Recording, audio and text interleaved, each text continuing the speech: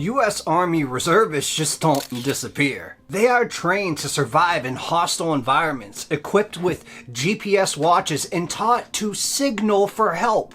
But on September 6, 2021, Civil Affairs Specialist Joel Thomason walked into Yosemite's wilderness carrying this bright red kayak that literally could be seen from space, and somehow something went terribly wrong. What's going on, Midnight Mafia? I got a special one for you guys today, and a little announcement right now. As you know, October, Hell Month, 10, 12 episodes that month. It'll depend on your likes and shares, but there's going to be a Hell Month warm-up. 3 episodes next week. Let me know in the comments what type of stories you want to hear. But without any further ado, as of now, it's time to slip into a mind that's not our own. Let's go. Did you know that Yosemite has the highest concentration of unexplained disappearances in the entire national park system? This is the story of how military training, survival expertise, and high-tech safety equipment mean absolutely nothing against something that defies explanation. Joel Curtis Thomason, 31 years old, he wasn't your, typical weekend warrior hiker who, could get in over his head. As a U.S. Army Civil Affairs Specialist, Joel's military training was specifically designed for the worst case scenarios. Now, remember that. Civil affairs units operate in hostile territories, often alone, coordinating with, local populations and surviving in unfamiliar terrain. And his training, covered land navigation, survival psychology, emergency signaling, and what the military calls E&E, escape and evasion techniques. Joel was also a graduate from Sonora Union High School and California State University, Stanislaus, where he earned his degrees in history and entrepreneurial business. Outside of the military, he worked for the Sandy Brothers. Now, Sandy Brothers Royalty Restoration in Modesto was a job that, regularly took him to remote locations and challenging work sites.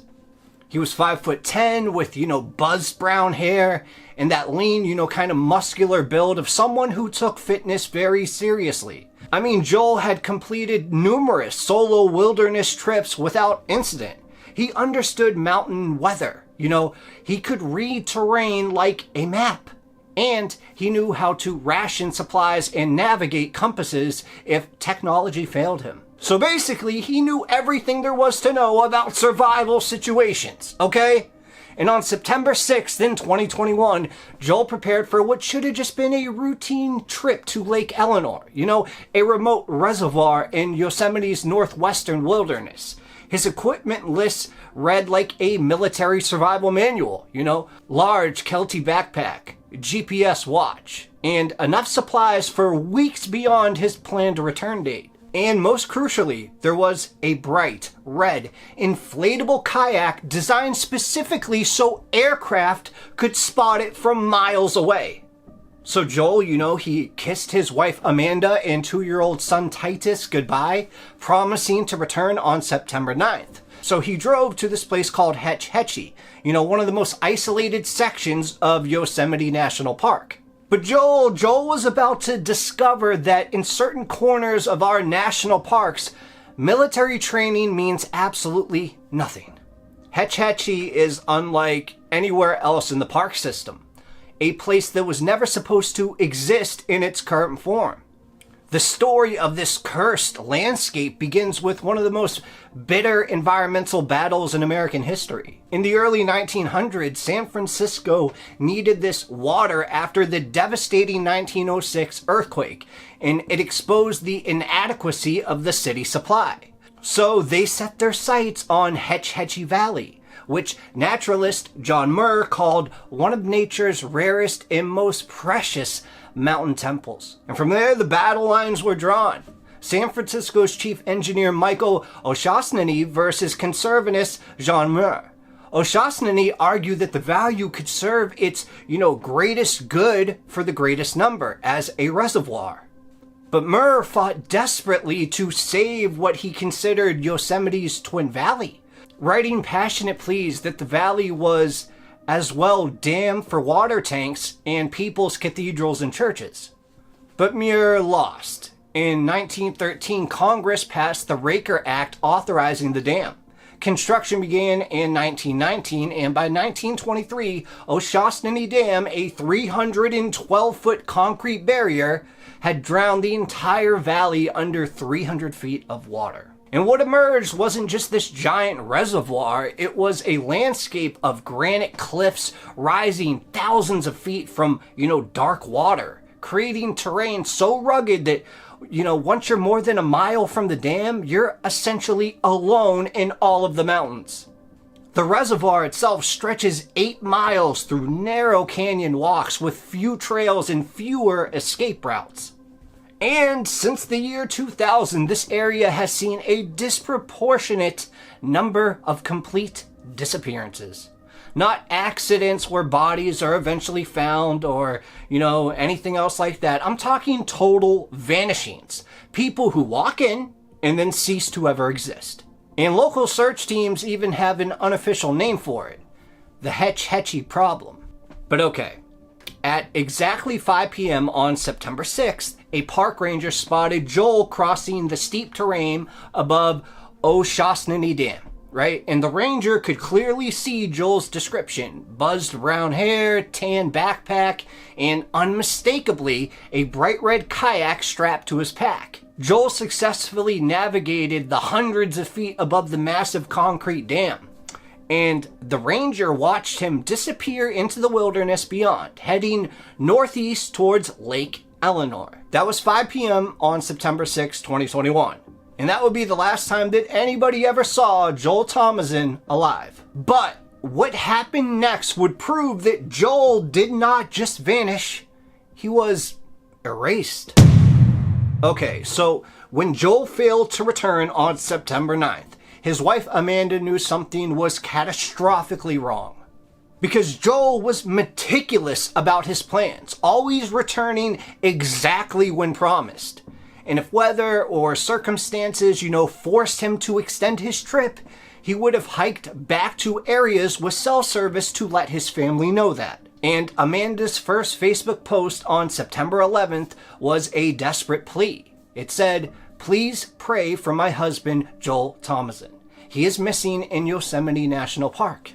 Within hours, the post was shared hundreds of times across the hiking and military communities. So Yosemite Search and Rescue mobilized one of their most extensive operations ever. They had every conceivable advantage. Joel's confirmed route, his recent sighting by the park ranger, detailed descriptions of his distinctive equipment that he had, and most importantly, that bright red kayak specifically designed to be spotted from an aircraft. And Amanda, would post these regular updates as this search intensified. And it would say, pray for every person, dog, boat, and helicopter who is searching. Pray for Joel's safety and his strength. Pray that he is okay. Pray that he has water. Pray that he can get to a place to be seen. Pray that Joel knows that he is not alone out there. And at least 16 National Park Service, search and rescue personnel joined the effort, along with volunteers, specially trained search dogs and multiple aircraft. I mean, you had helicopters flying these precise patterns over that granite terrain. Ground teams methodically combed every single known trail, every single water source, and potential, campsites between Hetch Hetchy and Lake Eleanor. Search dogs tracked, human scent across miles of wilderness. Thermal imaging even. That equipment swept the landscape for body heat signatures. Think about this. The search area covered hundreds of square miles of some of the most challenging terrain in California. But as September became October, then November, the impossible was happening. Because they found absolutely nothing. Not Joel's distinctive tan Kelty backpack, not his, military grade GPS watch, not his green sleeping bag or blue-green hammock, not any piece of his extensive camping equipment. And most impossibly of all, not that bright red safety kayak designed to be visible from miles away. A trained soldier with high visibility equipment had been erased from existence. But the story was just beginning. Because Joel wasn't the first to vanish completely in this specific area. The disappearances follow a disturbing pattern that actually spans decades. Stacy, a woman that was just 14 years old, disappeared on July 17, 1981, during just a family camping trip to Sunrise Lakes, barely 6 miles from where Joel would later be seen. And with her, she just left her group with a 77-year-old man for what was supposed to be just a short hike around the lake. And when the elderly hiker, grew tired and stopped to rest, Stacy kind of continued alone, promising, to be back very soon. She was never seen again, despite one of the largest search operations also in Yosemite history. Then you have Timothy Barnes, who was 25 years old, and he vanished on July 5th, 1988. During what, should have been a routine day hike to Polydome Lakes. He was last seen at the Murphy Creek trailhead at 9 a.m., telling other hikers about his excited plans.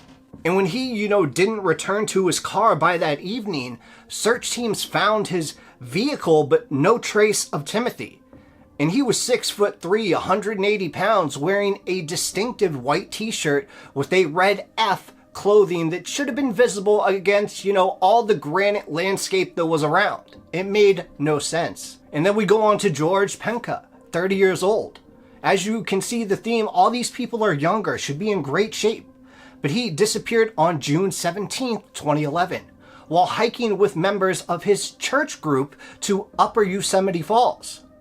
And according to his companions, George became separated from the group at the top of the falls, one of the most, crowded, well-traveled areas in that entire park. And in a location where hundreds of tourists visit daily, where someone should have, noticed a man in distress. But George Penka, simply vanished without anybody seeing what happened at all. And then most recently, there was Richard Judd. He was 69 years old, and he was last seen in July 25th, 2021, just 6 weeks before Joel's disappearance. Judd was a very experienced hiker on a solo trip. He was going from his camp near Lower Merced Pass Lake to Red Peak Pass, and the weather was absolutely perfect.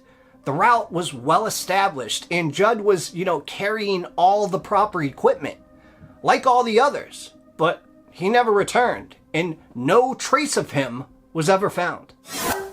Now, if you're picking up on it, each case shares the same disturbing elements, very experienced hikers, good weather conditions, well-traveled or semi-traveled areas, and absolutely no physical evidence left behind.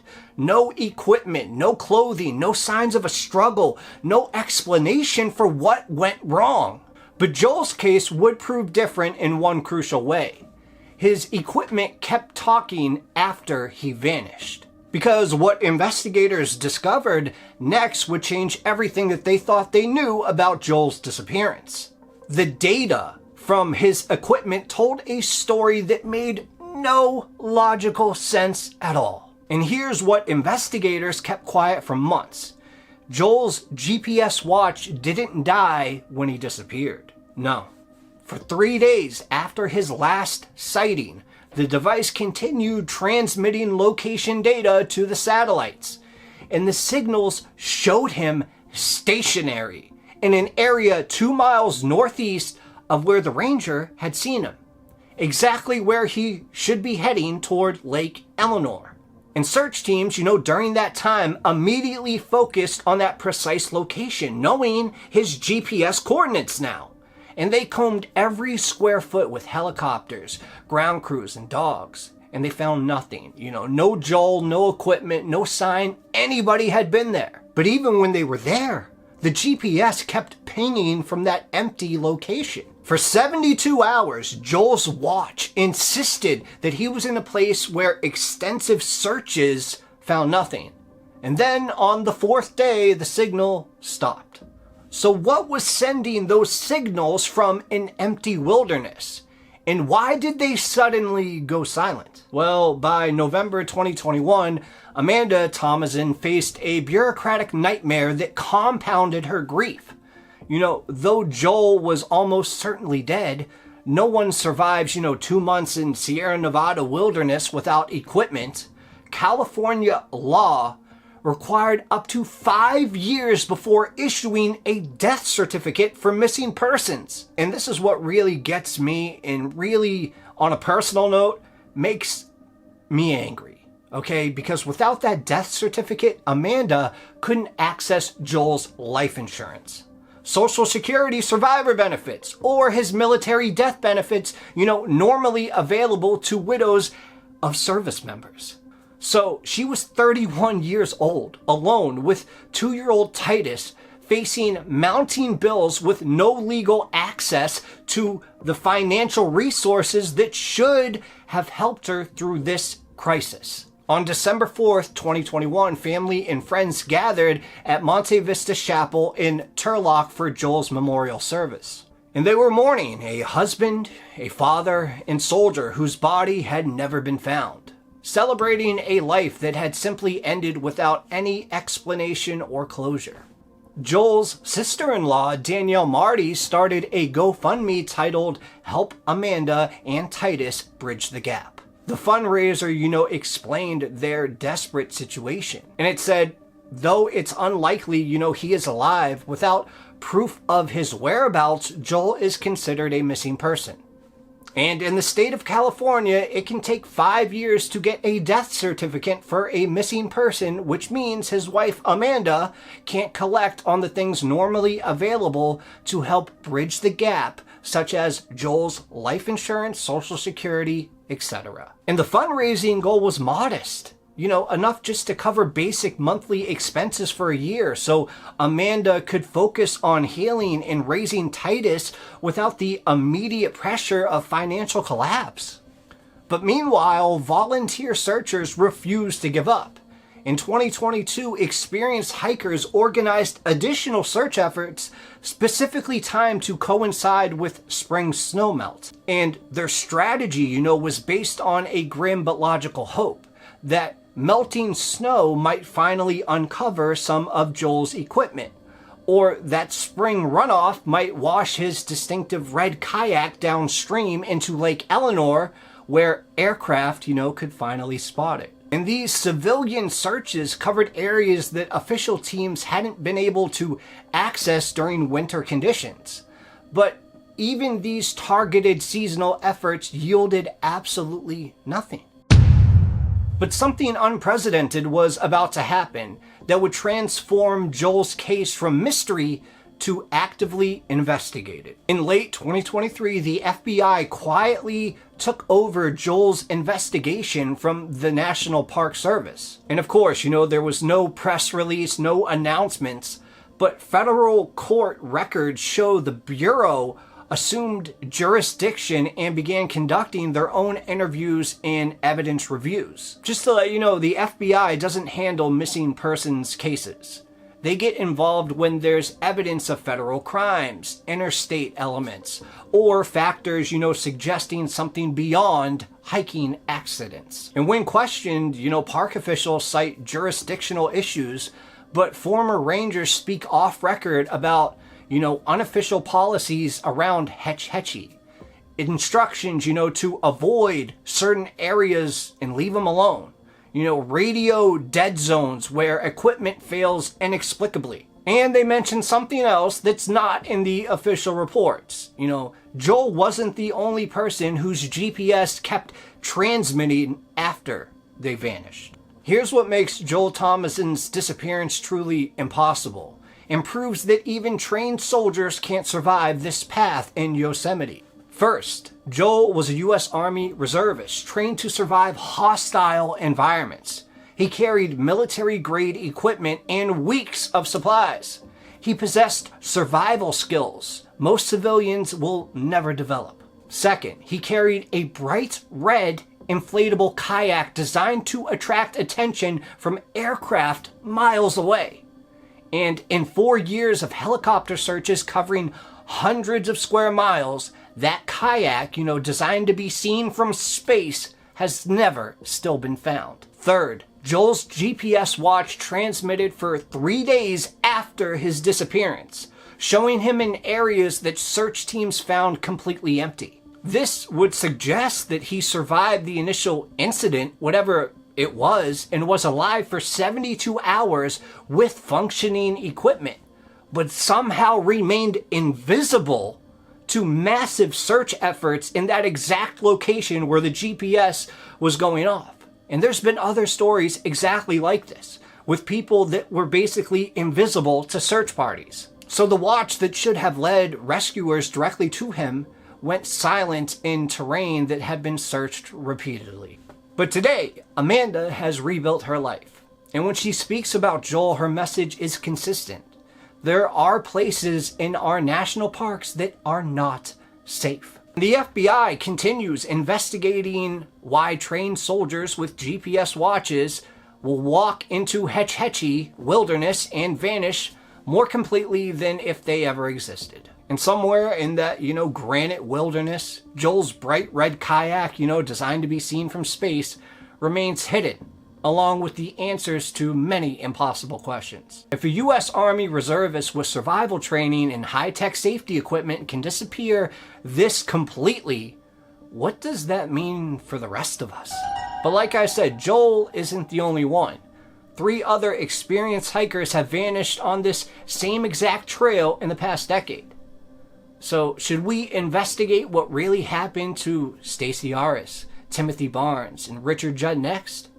Let me know in the comments which case you want to see covered, or if you want something totally different. But I can tell you this trail's secrets are far from over.